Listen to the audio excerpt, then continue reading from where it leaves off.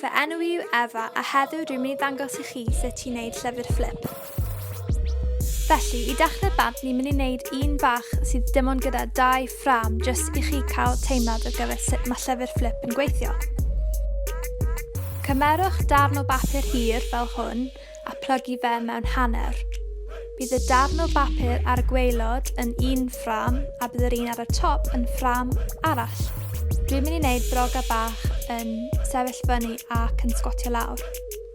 Mae fe'n syniad da mynd ar gyfer cymeriad syml, oherwydd ti'n mynd i darlunio hwn eto a eto, so mae fe'n safio amser.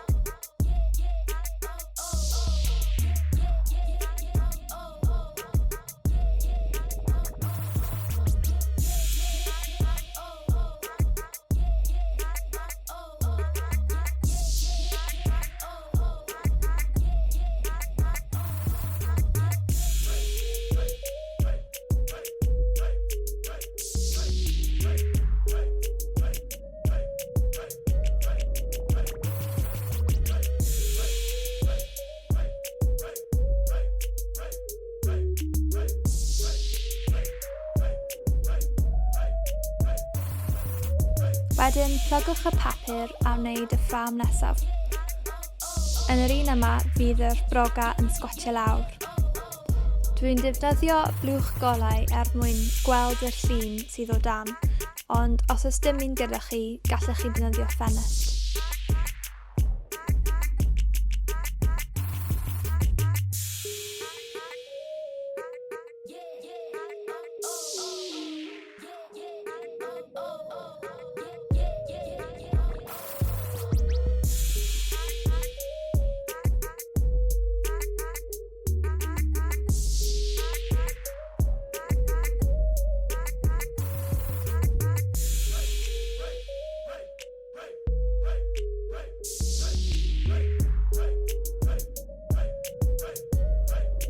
Ar ôl i chi orffen y 2 llun, defnyddiwch eich pensil i rolio lan un ochr o'r papur.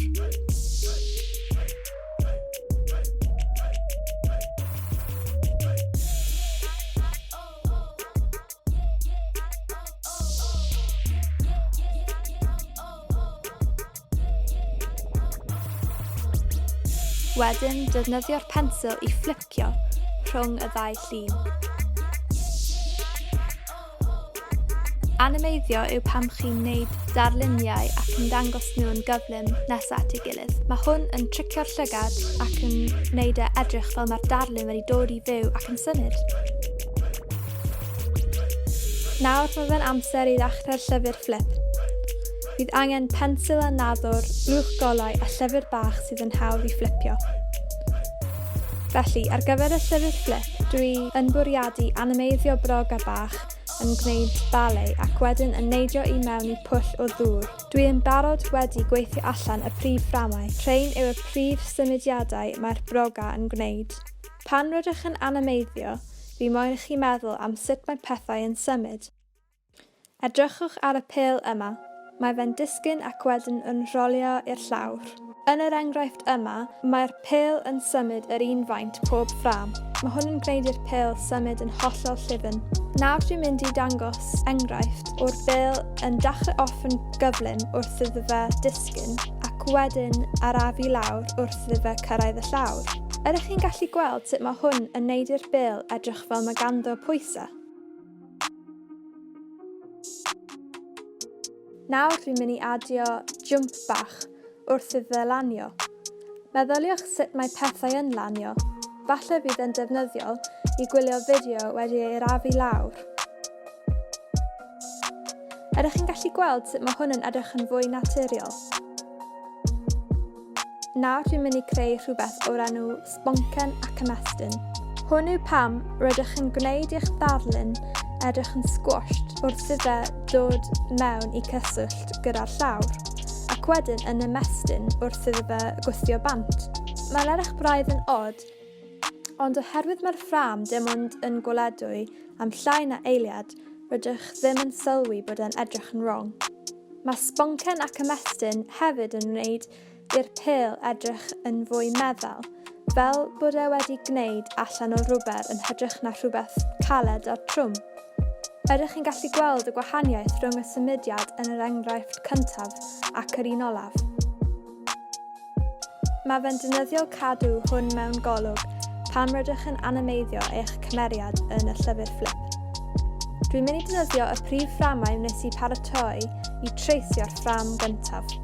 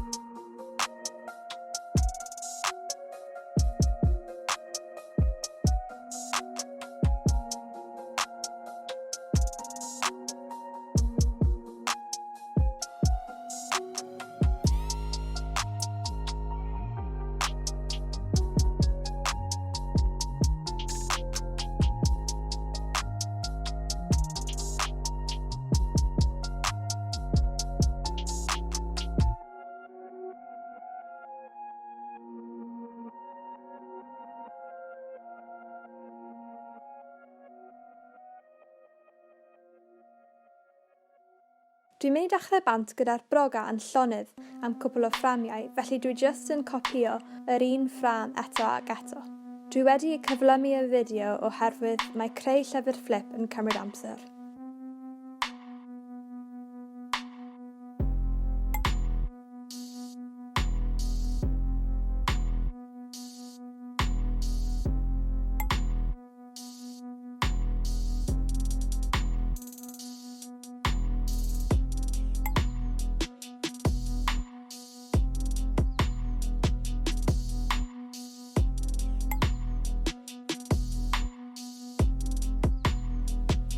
Nawr dwi'n mynd i dechrau animeiddio'r broga yn sgwatio i lawr, ychydig. Ti'n gallu gweld y pengliniau yn dechrau plygu?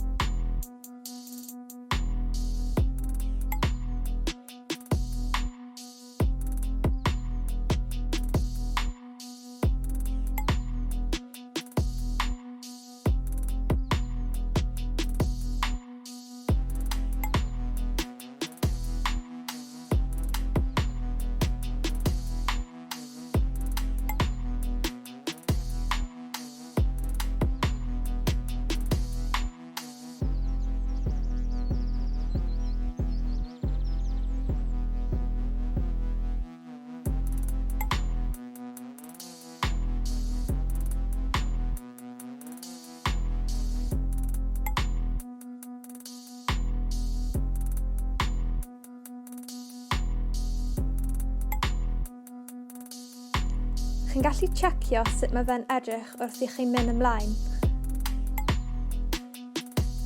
Ydych chi'n gallu gweld y broga yn dechrau symud?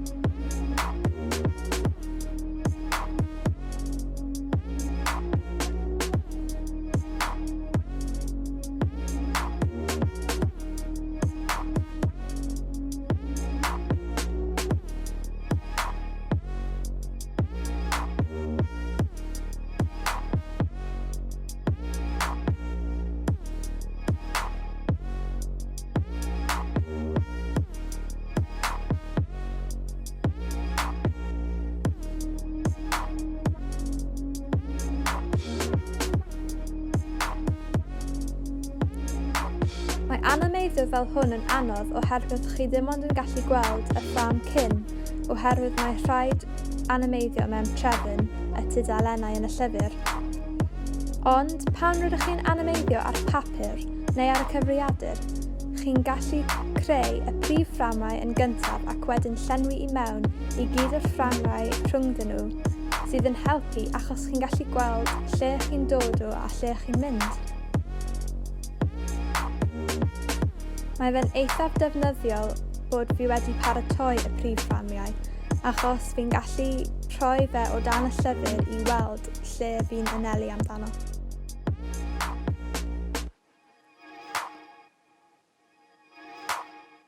Dwi'n gwneud ei troed y brog a symud tipyn bach ar ôl y coes, felly chi'n gallu gweld fod y symudiad yn ddod o'r rhan fwyaf o'r clun, ac mae'r troed yn dilyn gweddill y coes i wneud e edrych bach yn floppy.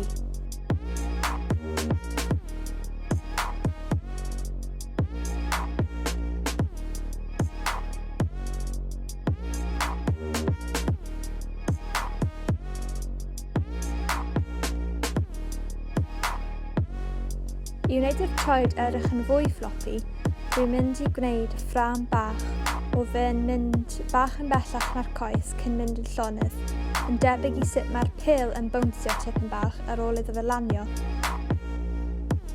Nawr mae'r broga yn mynd i aros yn llonydd am eiliad, felly dwi'n mynd i just copio'r un llun am cwbl o fframiau.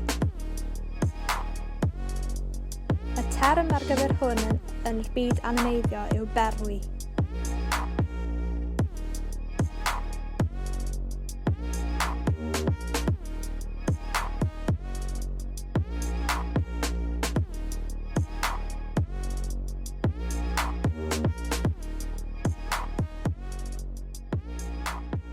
Wedyn ges i syniad o adio pryfyn i'r broga bwyta, so es i nôl ac adio pryfyn bach yn byzan o gwmpas.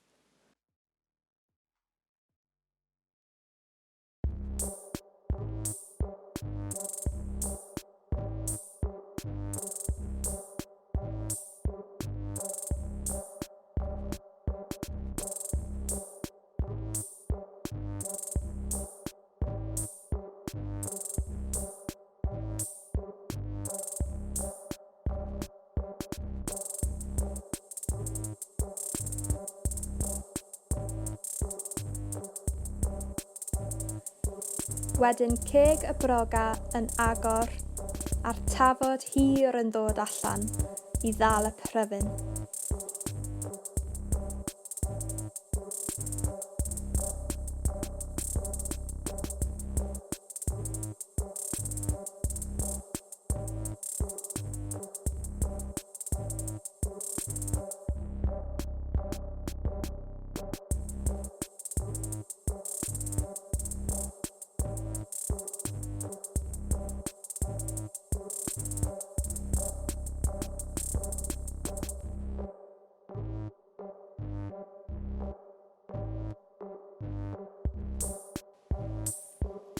Nawr dwi'n dechrau gwneud i'r brog Animeiddio, ond yn gyntaf dwi'n mynd i wneud cwbl o fframiau o'r coes yn plygu yn dod yn barod i neidio i fyny.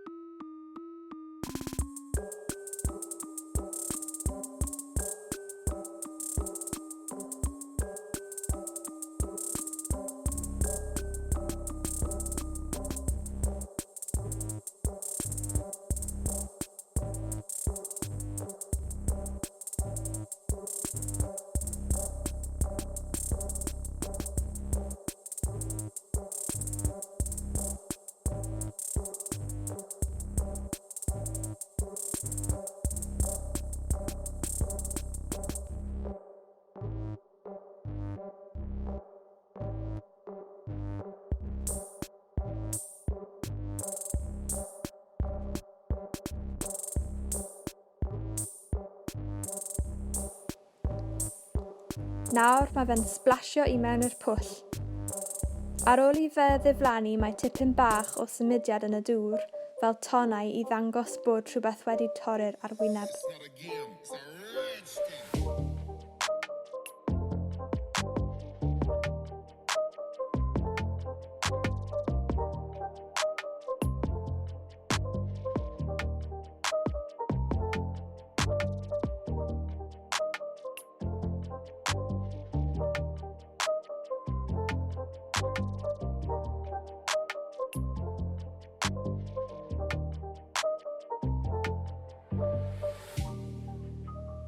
A dyma fy llyfr Fflip wedi ei orffen.